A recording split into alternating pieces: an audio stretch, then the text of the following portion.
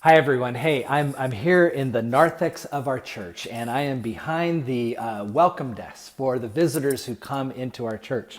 Now, this welcome desk hasn't been used for quite a while, and I know that that makes us all a bit sad. But you know what? There are some celebrations that have been happening here while we have not been meeting in person. There have been some celebrations that I wanted to let you know about. So here's the thing. This is the reason I am here, is that each week before a worship service would start, our office staff always put together the Live the Mission and then the 9 o'clock order of worship. And then they would put them out here so that the ushers, when they got here on Sunday mornings, they could have them and pass them out to people. Well, the other day I was walking around and I was taking care of some stuff, and I noticed that there were Live the Missions and there were 9 o'clock bulletins here. They were sitting here. And I thought that was kind of curious. And so I looked at them and I noticed the date was March 15th, 2020. And it occurred to me, March 15th. That was the first Sunday that we didn't have in-person worship. On March 14th, we made the decision that to keep everyone safe and to protect our most vulnerable, that we would suspend our in-person worship for a period of time, which at the time I thought would probably be no longer than Easter. I mean, who would have thought, right?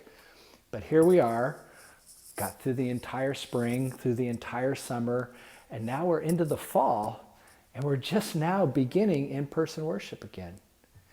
And you know, as I said, I looked at these and I thought, man, these could be a symbol of sadness. But I also thought about what a great joy there is for us to celebrate because of all that has happened since March 14th. Do you realize that we made the decision not to worship on March 14th, but by March 15th, we had begun our first recorded worship service that was put out online? Do you know how much happened and the volunteers that had to come together to make all that happened happen for us?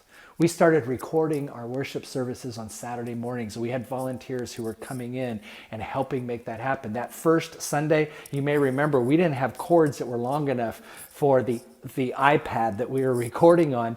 And so we had a member go out and buy the right cord so that we could hook up into our sound system. We didn't really know we were recording on an iPad, but then we thought, what if we needed to bring other music in and stuff? So we started editing those things, and we had, again, more volunteers who were coming in and editing those. And then we made the decision, because we could tell this was not going to be a short time, to make the commitment to begin to live stream. And because of the gifts that you gave, the extra gifts you gave, as well as the continued offerings that you gave throughout this year, we were able to buy the equipment that was needed so that we could begin to live stream. So we had this live stream worship services starting, but you may remember we also had some other glitches. We had the projectors in the sanctuary go out, and we realized for us to get new projectors, it was going to be all kinds of extra money. And then we decided, no, that technology doesn't work, that maybe what we need is some large TV screens. And so we made that commitment, but we realized there was other additions and changes that needed to happen in the building to make that happen. And so modifications were made to the sanctuary so that those large screen TVs could be put up. And we realized that our sound booth, we needed to have modifications made for that as well.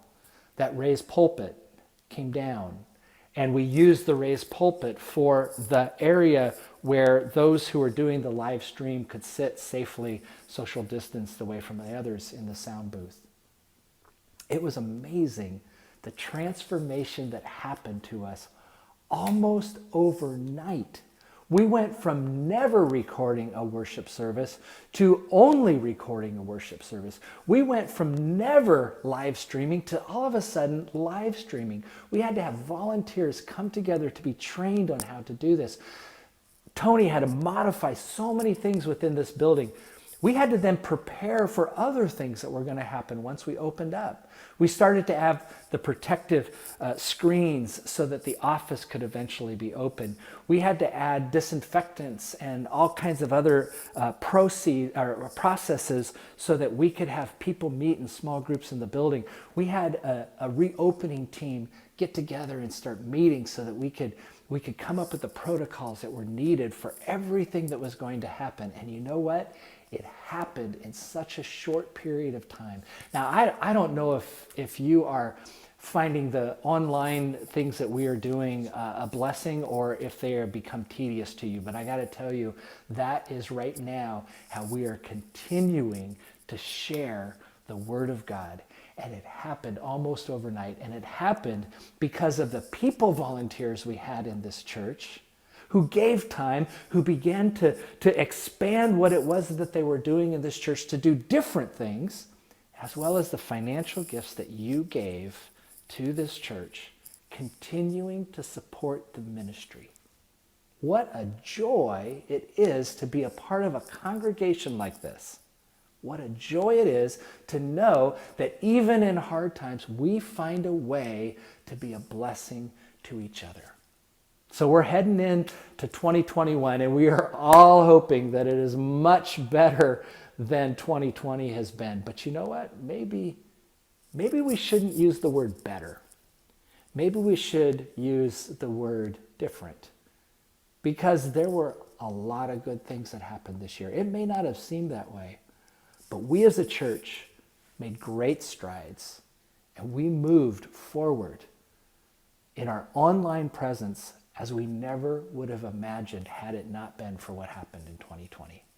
So as you consider what to give in 2021, maybe think of, even though I wasn't physically there, think of all that happened because of your support through the church, through your financial and your time, the giving.